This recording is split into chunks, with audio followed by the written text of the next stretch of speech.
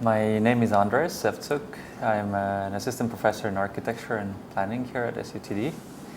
And I also run the City Forum Lab, which we're in right now, which is a research group, I suppose the first lab that was set up at SUTD.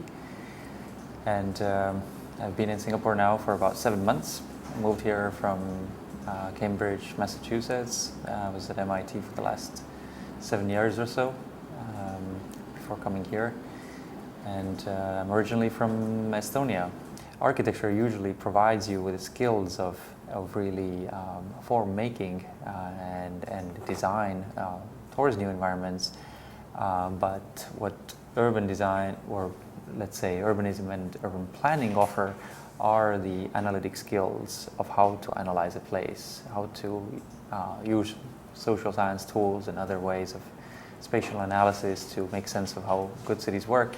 To become an architect, one really has to be interested in the interaction between people and environments.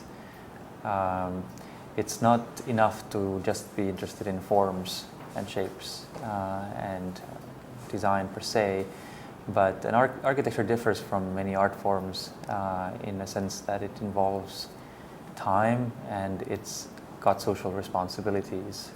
So every building that we build, every intervention that occurs in a city is going to affect people in some way, and hence it carries a certain responsibility with it, that makes architecture something more than just a form of art. We cannot just do anything in the built environment. We have to be very mindful of who's going to use the buildings, what the types of buildings we construct mean for the people who use them. And so I think a student going into architecture should be curious about these things, should find fascination in buildings and cities, and not only about their forms and shapes, but about how people use them, how they affect people's lives, and how they might even improve people's lives. And second, I think there needs to be a degree of a sort of certain drive and passion for creativity.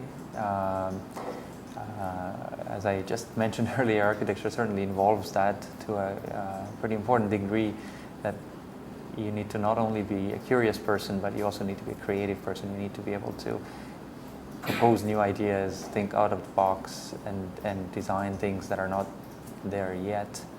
Yeah, so this is a project that we're working on in the lab right now. It's the library extension that we're working on together with some students in the ASD pillar in architecture.